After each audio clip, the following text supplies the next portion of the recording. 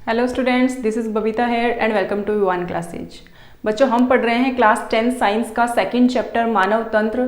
और मानव तंत्र के अंदर हम दो टॉपिक कर चुके हैं, पाचन तंत्र और श्वसन तंत्र। ठीक है, डाइजेस्टिव सिस्टम और रेस्पिरेटरी सिस्टम हम कर चुके हैं और थर्ड सिस्टम हम स्टार्ट कर रहे हैं, रक्त परिसंचरण तंत्र, ब्लड एंड सर्कुलेटरी सिस्टम। ठीक है, तो ब्लड एंड सर्कुलेटरी सिस्टम मतलब परिसंचरण तंत्र। हमने डाइजेस्टिव सिस्टम पढ़ा, श्वसन तंत्र पढ़ा। तो डाइजेस्टिव सिस्टम में क्या था, हम जो फूड ले रहे थे उस फूड से जो न्यूट्रिएंट्स निकले, जो न्यूट्रिएंट्स हमें मिले उस फूड से, उन न्यूट्रिएंट्स को हमारे बॉडी पार्ट्स तक पहुंचाना, यानी हमारे बॉडी के हर अंग तक पहुंचाना। ठीक है। दूसरा, रेस्पिरेटरी सिस्टम में क्या था, जो ऑक्सीजन हम ले रहे थे उस ऑक्सीजन को भी हर सेल तक पहुंचाना था। ठीक है, इन सब को पहुंचाएगा कौन?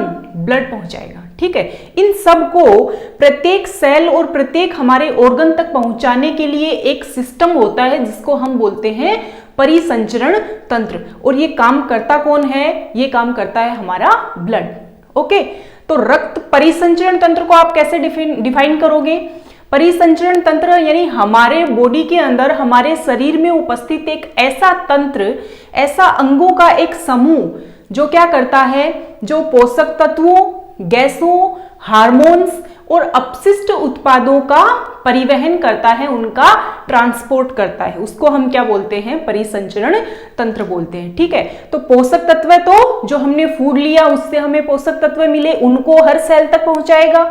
दूसरा, जो रेस्पिरेटरी ऑर्गन था, रेस्पिरेशन की प्रोसेस के दौरान हमने ऑक्सीजन को लिया, तो ऑक्सीजन को भी हमारे हर सेल तक पहुंचाना है, वो काम भी कौन करेगा? ब्लड करेगा, हमारा परिसंचरण तंत्र करेगा। तीसरी बात, जो हार्मोन है, उन हार्मोन का भी परिवहन कौन करता है? हमारा ब्लड करता है। फिर जो अपशिष्ट उत्पाद है, अपशिष्ट उत्पाद जैसे जो हमने देखो ऑक्सीजन ली तो कार्बन डाइऑक्साइड हमने बाहर निकाली, तो कार्बन डाइऑक्साइड क्या हो गया? एक उत्सर्जी पदार्थ हो गया हमारे लिए। तो उत्सर्जी पदार्थ क्या हो गया? यहां पर उत्सर्जी पदार्थ हो गया हमारा कार्बन डाइऑक्साइड, यानी ऑक्सीजन को हम ले रहे हैं और कार्बन डाइऑक्साइड को हम बाहर निकाल रहे हैं। तो ये सब काम कौन करता है? हमारा परिसंचरण तंत्र करता है। ठीक है, तो परिसंचरण तंत्र को आप कैसे डिफाइन करोगे?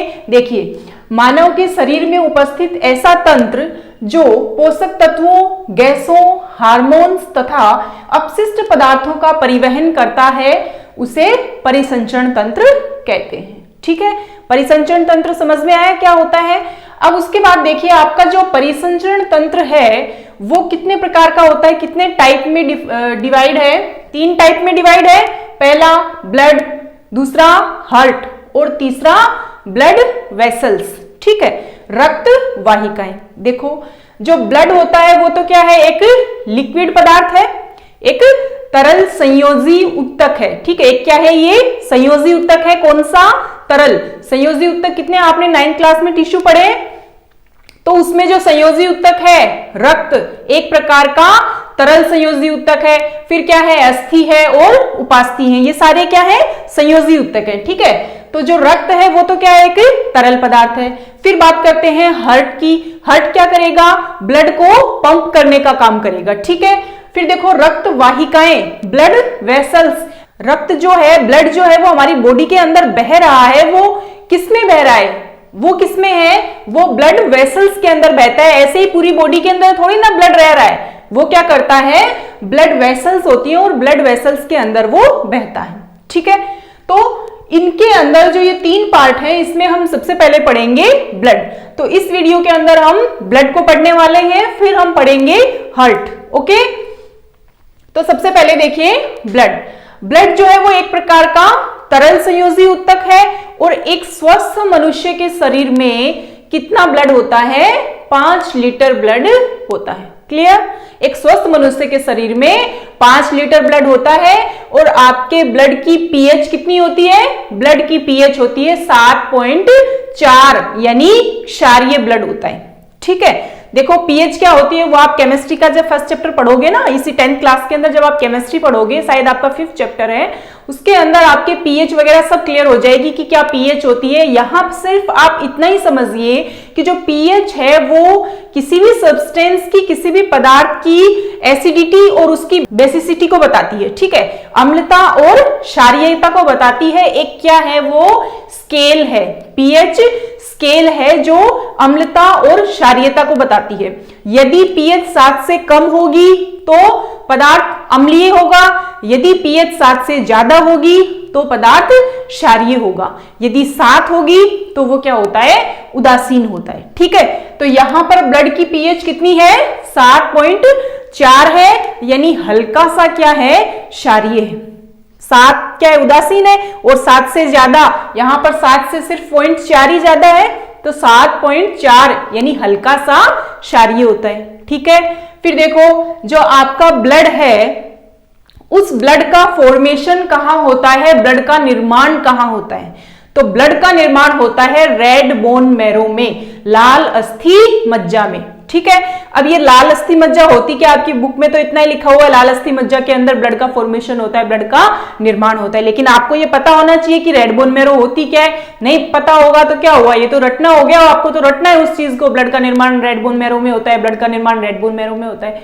तो बोन मैरो क्या होती है, बोन आपकी हड्डियां होती है, बोन होती है आपकी हड्डियां, और उन हड्डियों के अंदर जो फ्लूइड होता है, जो तरल होता है, उसके अंदर ब्लड का फॉर्मेशन होता है, ठीक है। तो बोन मैरो क्या है, आपकी जो लॉन्ग हड्डियां होती है, यानी हमारे शरीर में बहुत सारी हड्डियां हैं, लेकिन जैसे आपकी बैकबोन है या आपके थाई की जो हड्डियां हैं, ये जो लंबी हड्डियां होती है, इनके अंदर होता है मैरो यानी फ्लूइड, और उस फ्लूइड के अंदर ब्लड का फॉर्मेशन होता है, ठीक है। अब जैसे ये अंगुली के अंदर आपकी जो हड्डियां हैं बहुत छोटी छोटी हड्डियां हैं, तो इनके अंदर बोन मैरो उपस्थित नहीं होगी, ठीक है, इसमें ब्लड का फॉर्मेशन नहीं हो सकता है। ब्लड का फॉर्मेशन जो आपके लंबी हड्डियां होती हैं, उन हड्डियों के अंदर ब्लड का निर्माण होता है, उनके अंदर जो फ्लूइड पाया जाता है उसके अंदर ब्लड का फॉर्मेशन होता है, क्लियर है। तो ब्लड का जो फॉर्मेशन है वो रेड बोन मैरो में होता है, लाल अस्थि मज्जा में होता है, ओके।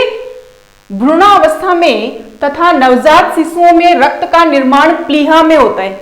जो भ्रूणावस्था के अंदर जो शिशु ने अभी तक जन्म लिया भी नहीं है वो, या फिर जो न्यूबॉर्न बेबी होते हैं, जो नवजात शिशु होते हैं, उनके अंदर ब्लड का फॉर्मेशन किसमें होता है, स्प्लीन में होता है, प्लीहा में होता है। क्यों, क्योंकि उनके अंदर जो बोन मैरो है वो छोटे बच्चों में, नवजात शिशुओं में बोन मैरो विकसित नहीं हुआ होता है। उस टाइम पर उसके अंदर जो ब्लड का फॉर्मेशन होता है वो किसमें होता है, प्लीहा में होता है, स्प्लीन में होता है। ये प्लीहा कहां स्थित होता है हमारी बॉडी में, हमारी बॉडी के अंदर प्लीहा होता है आमाशय के अंदर, सॉरी आमाशय के पास में, ठीक है। फिर देखो ये तो हो गई आपके ब्लड की बात, ठीक है। ब्लड एक प्रकार का तरल संयोजी ऊतक है, लिक्विड है। दूसरी बात, ब्लड जो है वो क्या काम करता है, ब्लड शरीर के विभिन्न भागों में पोषक तत्वों, गैसों तथा अपशिष्ट उत्पादों का परिवहन करता है। पीएच कितनी होती है, क्षारीय होता है, 7.4 होती है। फिर देखो निर्माण कहां होता है, लाल अस्थि मज्जा में होता है, और भ्रूणावस्था में नवजात शिशुओं में रक्त का निर्माण प्लीहा में होता है, और एक सामान्य मनुष्य के अंदर ब्लड जो होता है वो 5 लीटर होता है। ये तो हो गई आपके ब्लड की बात, ठीक है, नॉर्मल इंट्रोडक्शन। अब देखिए जो आपका ब्लड है उसके अंदर होता क्या क्या है, तो ब्लड के अंदर 2 पार्ट होते हैं, 2 चीजें होती हैं, एक तो होता है प्लाज्मा, एक होता है रुधिर कणिकाएं या रक्त कणिकाएं, ठीक है। जो प्लाज्मा होता है वो आपके ब्लड का 55% भाग बनाता है, कितना, 55%, और जो रुधिर कणिकाएं होती हैं वो होती हैं 45%, ठीक है। आपका जो ब्लड है उसका 55% तो प्लाज्मा होता है और 45% रुधिर कणिकाएं होती हैं, ठीक है। अब बात करते हैं पहले प्लाज्मा की। तो प्लाज्मा जो है वो क्या है, एक लिक्विड पार्ट है, क्या है, तरल भाग है, एक लिक्विड पार्ट है, और जो आपकी रुधिर कणिकाएं हैं वो एक सॉलिड पार्ट, वो ठोस कणिकाएं हैं, और ये तरल पार्ट है, क्लियर है। अब देखो प्लाज्मा जो है, प्लाज्मा के अंदर क्या होता है, प्लाज्मा के अंदर 92% तो जल होता है। अब टोटल 100% है, उसमें से 92% जल हो गया, मतलब ज्यादातर भाग तो क्या है, जल ही है। तो प्लाज्मा के अंदर 92% तो क्या है, जल है। और 92 बाद में कितना बचा, 100 में से 92 माइनस कर देंगे तो 8% बचा। और 8% क्या है, ऑर्गेनिक एंड इनऑर्गेनिक सब्सटेंस है, आपके कार्बनिक तथा अकार्बनिक पदार्थ उस ब्लड के अंदर होते हैं। इनके अलावा कुछ प्रोटीन्स होती हैं, जैसे फाइब्रिनोजन प्रोटीन है, प्रोथ्रोम्बिन प्रोटीन है, या फिर आपकी ग्लोब्युलिन प्रतिरक्षी प्रोटीन है। ये कुछ प्रोटीन भी इसके अंदर, प्लाज्मा के अंदर होती हैं। और ये प्रोटीन काम क्या करती है, ये प्रोटीन करती है आपके ब्लड का क्लोट करने में, यानी ब्लड का थक्का जमाने में सहायक होती है। ठीक है, आगे बताऊंगी थक्का क्या होता है। ठीक है, तो आपका जो प्लाज्मा होता है उसके अंदर 92% तो जल होता है और कार्बनिक तथा अकार्बनिक पदार्थ होते हैं कितने, 8%। और इन्हीं 8% के अंदर ही आपके ये प्रोटीन्स होती हैं, फाइब्रिनोजन और प्रोथ्रोम्बिन प्रोटीन। क्लियर है। अब देखो, रुधिर कणिकाएं जो आपका ठोस पार्ट है और ब्लड का 45% भाग बनाती है, इसमें क्या होता है, इसमें आपके आरबीसी होती हैं, डब्ल्यूबीसी होती हैं और प्लेटलेट्स होती हैं। ठीक है, आरबीसी लाल रुधिर कणिकाएं, red blood cell, WBC white blood cell और प्लेटलेट्स को हिंदी में बोलते हैं बिंबाणु। ओके, अब देखिए ये जो आरबीसी, डब्ल्यूबीसी और प्लेटलेट्स हैं, इनको हम एक एक करके डिटेल से करते हैं। प्लाज्मा का आपका पार्ट हो गया, प्लाज्मा सिर्फ इतना ही है। एक चीज और मैं आपको बता दूं प्लाज्मा के अंदर कि इसका वर्क क्या है, इसका फंक्शन क्या है। ठीक है, तो प्लाज्मा जो है इसका फंक्शन क्या है, प्लाज्मा जो है वो एक तो रुधिर का थक्का जमाने में सहायक है। क्यों, क्योंकि इसके अंदर प्रोटीन पाई जाती है। दूसरा, ये प्रतिरक्षा भी प्रदान करता है क्योंकि इसमें क्या है, ग्लोब्युलिन प्रोटीन पाई जाती है। ठीक है, तो प्लाज्मा का क्या काम है, बेसिकली प्लाज्मा का काम हो गया रुधिर का थक्का जमाने का काम। क्लियर है। अब देखिए, अब बात करते हैं आरबीसी की। फर्स्ट पॉइंट लेते हैं आरबीसी। तो आरबीसी का पूरा नाम क्या है, लाल रुधिर कणिकाएं, रेड ब्लड सेल। और आरबीसी को हम बोलते हैं इरिथ्रोसाइट। क्या बोलते हैं, इरिथ्रोसाइट। इरिथ्रोसाइट, साइट का क्या मतलब होता है, साइट का मतलब होता है सेल्स, और इरिथ्रो मतलब रेड कलर का रंजक होता है। ठीक है, तो इरिथ्रोसाइट मतलब लाल कोशिकाएं, लाल रुधिर कणिकाएं। तो ये आपको याद रखना है। इसका दूसरा नाम, इंपॉर्टेंट क्वेश्चन है, पूछा जा सकता है, आरबीसी का दूसरा नाम बताइए। तो आरबीसी का दूसरा नाम क्या होता है, इरिथ्रोसाइट होता है। क्लियर है। फिर देखिए, आरबीसी जो है उसमें हीमोग्लोबिन नामक एक प्रोटीन रंजक होता है। क्या होता है, हीमोग्लोबिन नामक एक प्रोटीन रंजक होता है, जिसके कारण आरबीसी का रंग लाल होता है। यानी आरबीसी के अंदर ये जो हीमोग्लोबिन नामक वर्णक है, आरबीसी के अंदर जो हीमोग्लोबिन नामक एक वर्णक है, एक प्रोटीन रंजक है, इस हीमोग्लोबिन के कारण ही आरबीसी का रंग क्या होता है, लाल होता है। अब आपको यह समझना है कि ये हीमोग्लोबिन क्या है, आपको रटना नहीं है, सारी चीजें आपको समझनी है। तो हीमोग्लोबिन क्या होता है, हीमोग्लोबिन है, इसको हम दो पार्ट में डिवाइड करते हैं। देखिए, हीमोग्लोबिन को दो पार्ट में डिवाइड करते हैं। हीमोग्लोबिन दो पार्ट हो गए इसके। एक तो हम बोलेंगे हिम, क्या बोलेंगे, हिम, और दूसरा ग्लोबिन। ठीक है, तो हिम तो क्या होता है, हिम होता है एक रंजक, एक वर्णक, पिगमेंट। ओके, क्या होता है, रंजक बोल सकते हो आप इसको। और ग्लोबिन क्या है, ग्लोबिन एक प्रकार की प्रोटीन है। क्या है, ग्लोबिन एक प्रकार की प्रोटीन है और हिम एक प्रकार का रंजक है। ठीक है, और ये जो हिम है, इस हिम के अंदर क्या होता है, इसमें होता है Fe मतलब आयरन, लोहा। कौन सा तत्व होता है हीमोग्लोबिन में, हीमोग्लोबिन में तत्व होता है लोहा। बहुत ही इंपॉर्टेंट क्वेश्चन है, आपके एग्जाम में आया हुआ भी है।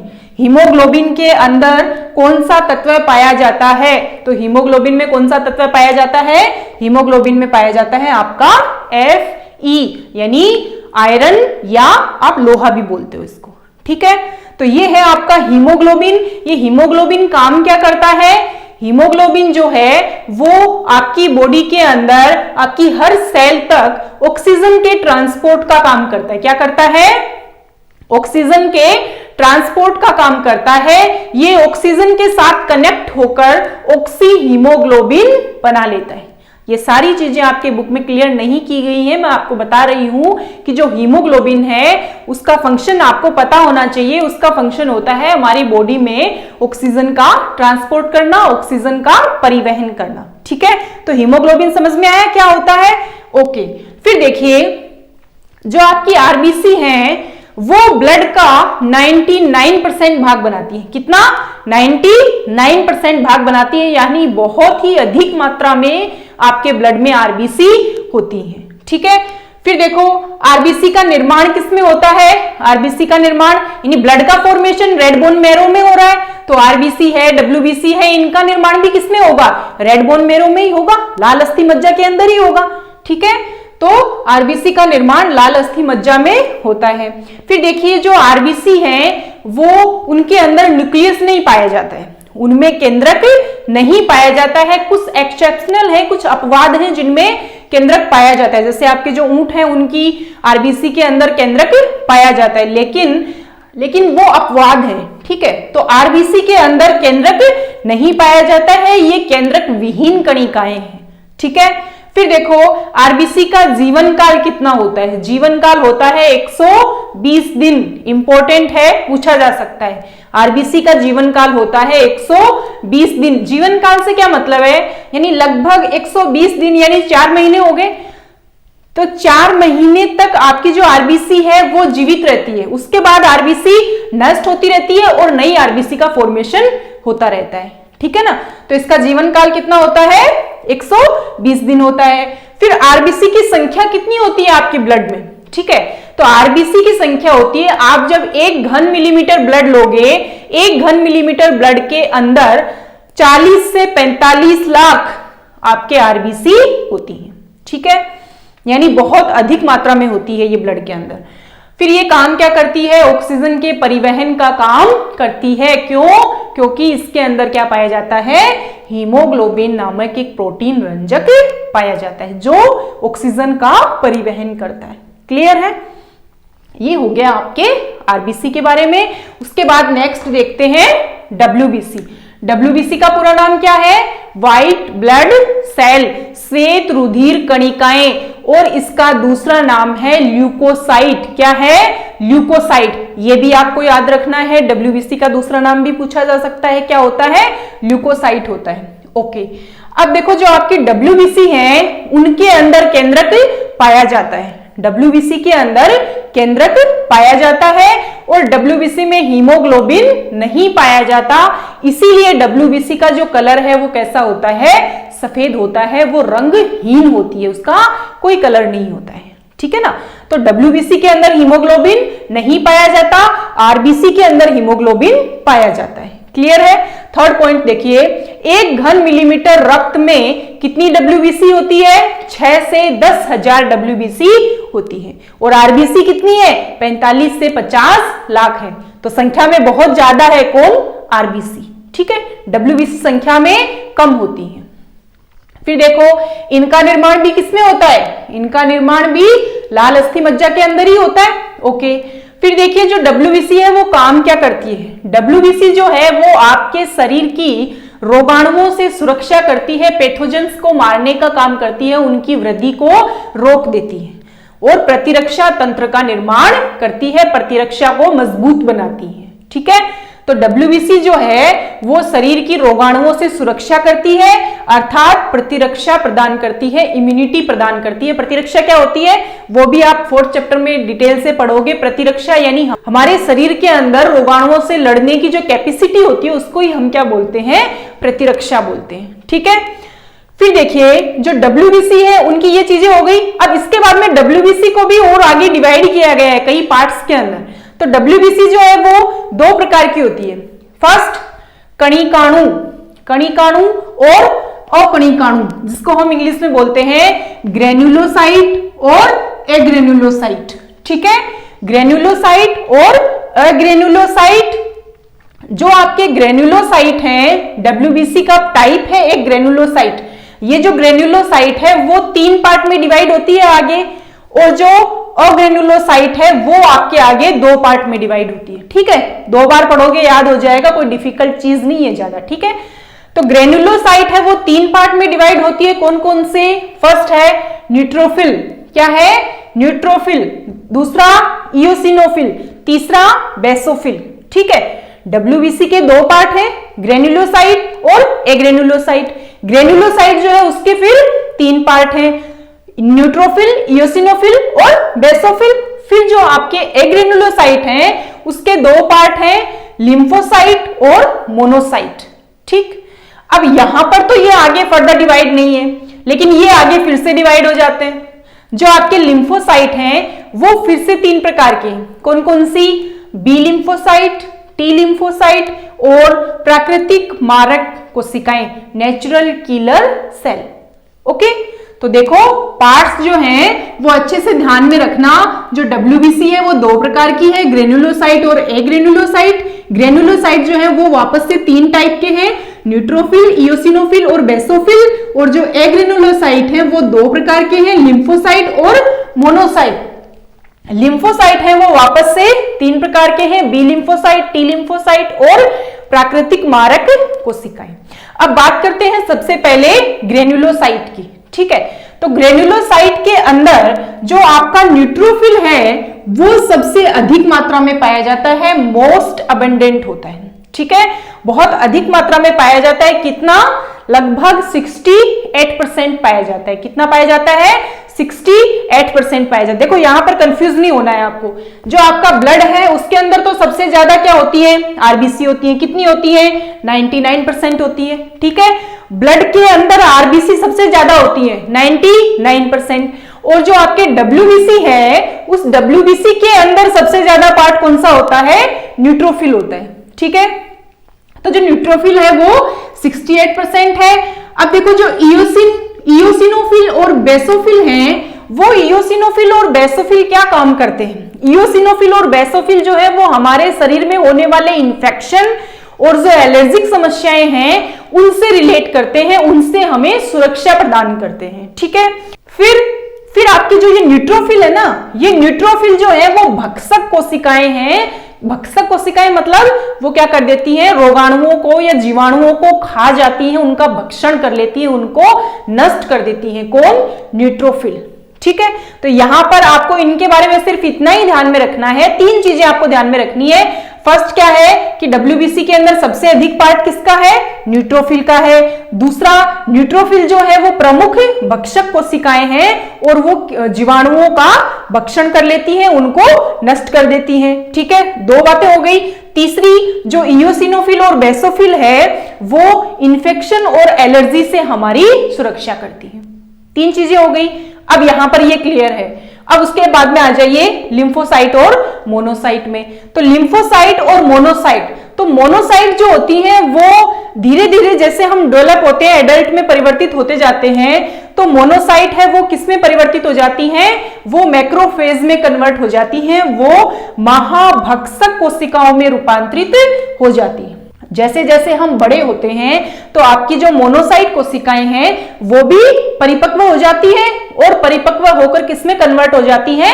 परिपक्व होकर महाभक्षक कोशिकाओं में रूपांतरित हो जाती है। और ये महाभक्षक कोशिकाएं क्या करती हैं? जीवाणुओं का भक्षण कर लेती हैं। किसकी तरह? आपके न्यूट्रोफिल की तरह।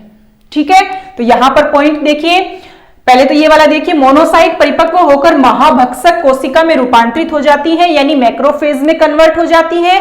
और मोनोसाइट तथा न्यूट्रोफिल, एक तो मोनोसाइट और आपके ग्रेन्युलोसाइट का पार्ट न्यूट्रोफिल, ये जो दोनों कोशिकाएं हैं ये क्या करती हैं? महाभक्षक कोशिकाएं हैं और ये जीवाणुओं का भक्षण करती हैं, जीवाणुओं को नष्ट कर देती हैं, उनको खा जाती हैं। ठीक है, ओके। फिर बात करते हैं हम लिम्फोसाइट की।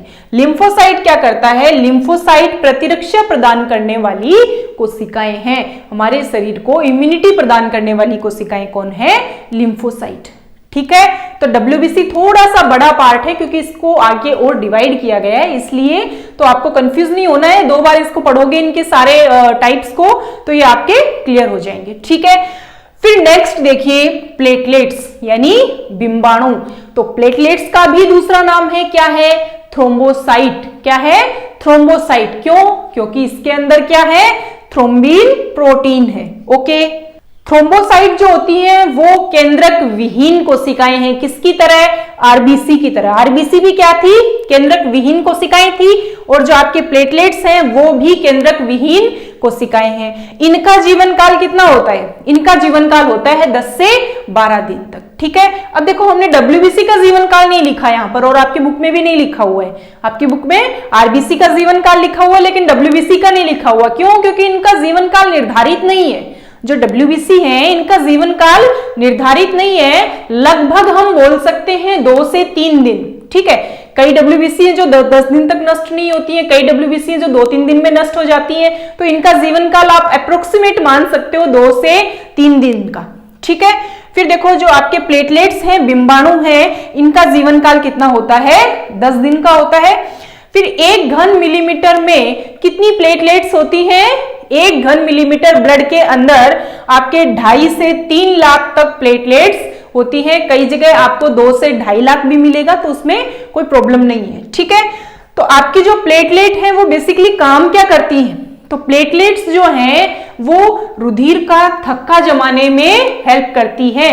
रुधिर का थक्का क्या होता है? आप जब कहीं गिर जाते हो, आपके चोट लग जाती है, तो वहां से ब्लड निकलने लग जाता है, लेकिन कुछ समय के बाद क्या होता है? ब्लड निकलना बंद हो जाता है। क्यों? क्योंकि वो क्या हो गया? ब्लड का क्लोट बन गया, उसके ऊपर एक परत आ जाती है, एक पपड़ी जैसी आ जाती है। वो कौन करता है एक्चुअल में? वो करती हैं आपकी प्लेटलेट्स और आपका प्लाज्मा। प्लाज्मा जो है उसके अंदर भी मैंने क्या बताया था? फाइब्रिनोजन और प्रोथ्रोम्बिन प्रोटीन होती है जो रुधिर का थक्का जमाती हैं, और उनकी हेल्प कौन करता है? आपकी प्लेटलेट्स करती है, ठीक है। तो ये था आपके ब्लड का थोड़ा सा डिस्क्रिप्शन। ब्लड के टाइप्स, परिसंचरण तंत्र 3 प्रकार का है, ब्लड, हार्ट और ब्लड वेसल्स। अब इसके बाद सेकंड हम पढ़ेंगे ब्लड वेसल्स। एक छोटा सा टॉपिक जो ब्लड के फंक्शन है वो, और ब्लड के आपके टाइप दिए हुए हैं, रक्त के प्रकार दिए गए हैं, कौन कौन सा ब्लड होता है। तो ब्लड के फंक्शन, ब्लड के टाइप और ब्लड वेसल्स, ये सारी चीजें हम नेक्स्ट वीडियो में पढ़ेंगे, तो आप इसको नोट कर लीजिए।